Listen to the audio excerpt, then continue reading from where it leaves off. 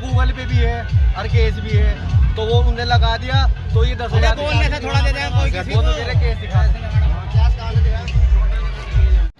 देखिए, पहले तो ये सबसे बड़ी गलती जो है ये जुआ खेले जाना। पहले तो धर्म नगरी की जो एक आस्था और मर्यादा है उसका ध्यान सबको रखना चाहिए। जो लोग ऐसा कर रहे हैं उसका विशेष तौर पे ध्यान जो है आयोजकों को देना चाहिए, क्योंकि आयोजकों को सिर्फ पैसे से मतलब होता है। आयोजक जो है स्टॉल बुक कर देते हैं। अब इनके स्टॉल खाली पड़े होंगे तो उसके लिए उन्होंने क्या किया, 2, 4, 5, 10, 20 जितने 1000 रुपये का स्टॉल जा रहा है उनका स्टॉल, अब उस स्टॉल को उन्होंने ऑक्यूपाई कर दिया।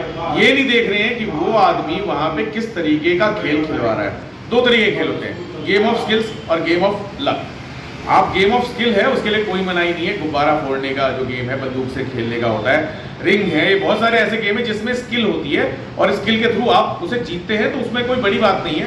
तीरंदाजी प्रतियोगिता जिसे कहते हैं, तो ये प्रतियोगिता के गेम होते हैं। लेकिन जुआ जिसमें आपको ताश के पत्ते खेलना, गोटियां खिलवाना, आपका डाइस का जो जितने भी डाइस गेम होंगे, ये सारे गेम ऑफ लक हैं, जो कि एक आम आदमी और होता कुछ नहीं है। इसमें क्या है कि ये वो पूरा एक गिरोह जो है वहां पे सक्रिय होता है और इसमें 2-3 लोग जो होते हैं उनके अपने ही खड़े होते हैं और वो अपने आप पहले दाव लगाते हैं, फिर उन्हें झूठ मूठ में उन्हें जिता देते हैं। और उसको देख के जो एक गरीब आदमी है जिसको एक बहुत छोटी सी उम्मीद होती है, बड़ी मेहनत से उसने जो दिहाड़ी कमाई होती है, वो दिहाड़ी उस पर खेल जाता है कि शायद इस उम्मीद में कि शायद मेरा लक आज काम कर रहा हो, शायद ईश्वर मेरे साथ हो और आज मैं 500 के 5000 करके लेके चले जाऊं। तो होता क्या है कि उसके 500 जो उसने बड़ी मेहनत से कमाए होते हैं वो भी वो गंवा देता है। जो इस प्रकार का जो एक भ्रामक जो एक खेल है, लोगों को एक आस दिखा के, इसीलिए लॉटरीज बंद कर दी गई थी।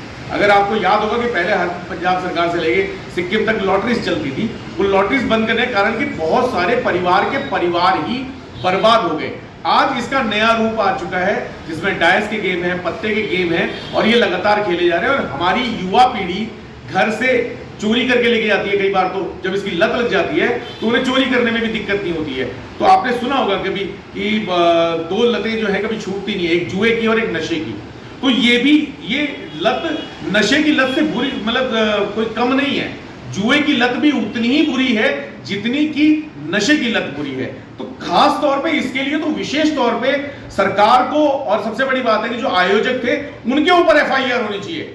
शासन प्रशासन का इसमें कोई भागीदारी? पैसे लिए होंगे, 100% की बात है। कोई आया होगा तो उसको दाएं बाएं करके वो कर दिया होगा, क्योंकि सिंपल सी बात है, कद्दू कटता है सब में पड़ता है। जो आया होगा उसे रोकने के लिए, भाई साहब दिहाड़ी है, एक काम करो 1000 रुपए ले जाओ। उनने कहा यार कहाँ मिल रहे होते 1000 रुपए।